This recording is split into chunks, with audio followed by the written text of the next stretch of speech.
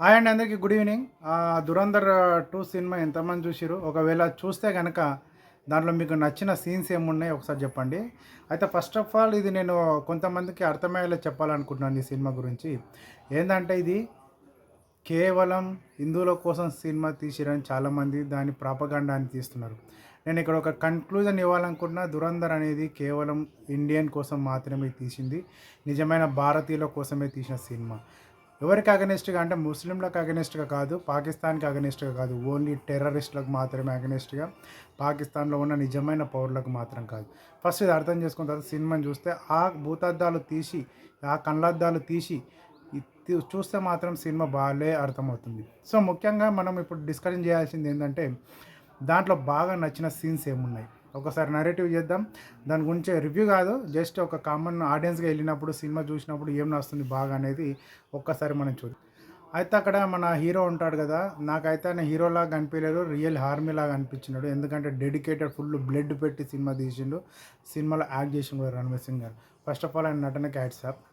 So, ఆయన అంటే అందరిని కోల్పోయిన తర్వాత తనెళ్ళి ఒక ఫ్యామిలీని డిస్ట్రాయ్ చేసిన తర్వాత తనని తీసుకుపోయిన తర్వాత అజిత్ దోవల్ గారు వస్తారు కదా! అప్పుడు ఆయన చెప్తారు ఒక డైలాగ్.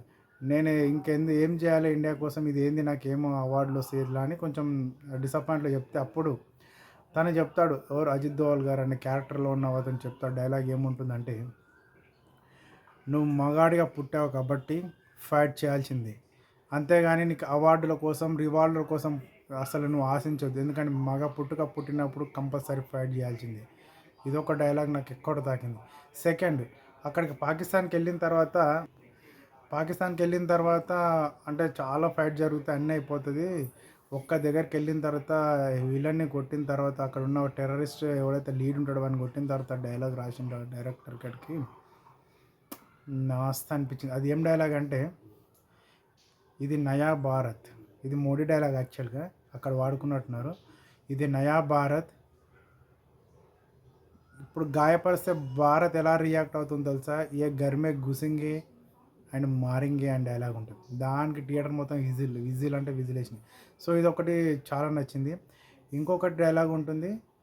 గాయపడ్డవాడే ఎక్కువ గాయపరుస్తాడు అనే ఒక డైలాగ్ ఉంటుంది. అంటే దీన్ని కొంచెం డీప్ అనాలిసిస్ చేస్తే ఇది సింపుల్ డైలాగ్ కాదు ఇది. ఇది నిజ జీవితంలో కూడా అన్వయించుకుంటే ఎలా ఉంటుందో తెలుసా? ఎవరైనా సరే ఒక వ్యక్తి ఎవరైతే ఎవరు చాలా డేంజర్‌గా, ఎవరు చాలా అంటే ఇంకా అణుబాంబులా తయారవుతాడు తెలుసా ఒక వ్యక్తి. ఇంకా కోల్పోనికి ఏమీ తన దగ్గర లేనప్పుడు మాత్రమే మనిషి చాలా మొండిగా, చాలా ధైర్యంగా, ఇన్‌ఫాక్ట్ చాలా ప్రమాదకరంగా కూడా తయారవుతాడు. సో, మనిషి దగ్గర కోల్పోనికి ఏం లేనప్పుడు తను ఒక వేటాడే శక్తి చాలా 100 రెట్లు పెరుగుతుందంటారు. ఆ మీనింగ్ వచ్చే డైలాగ్ అనమాట. సో సో, దాని డైలాగ్ ఇదనమాట. గాయపడ్డవాడే ఎక్కువ గాయపరుస్తాడు. అండ్ ఇంకొకటి తర్వాత లాస్ట్ ఇది మస్తు కిక్కిచ్చేదేందంటే, ఆడ ఒక పార్ట్ 1లో డైలాగ్ ఉంటుంది కదా! ఇండియా 1000 కట్ అని. దానికి కంక్లూజన్‌గా ఎండ్ గేమ్ అనుకోండి ఇది పెడతాడు ఒక డైలాగు డైరెక్టరు. ఇప్పటి నుంచి పాకిస్తాన్ రాత హిందుస్థాన్ రాస్తుందని చెప్తాడు డైలాగ్. ఆ డైలాగ్‌లో వచ్చిన బీజీఎం వెనకాల వచ్చిన మ్యూజిక్, డైలాగ్ చెప్పిన హీరో ఒక నరేటివ్ ఉంటుంది. హైలైట్ సినిమాకి. సో, ఇప్పుడు నేను ఫైనల్ కంక్లూజన్ ఇచ్చేందంటే, ఈ సినిమా నిజమైన భారతీయుల కోసం, హిందూ, ముస్లిం కాదు, ఓన్లీ భారతీయుల కోసం. భారతీయులంటే ఓన్లీ హిందువులు కాదు, ముస్లింలు కూడా.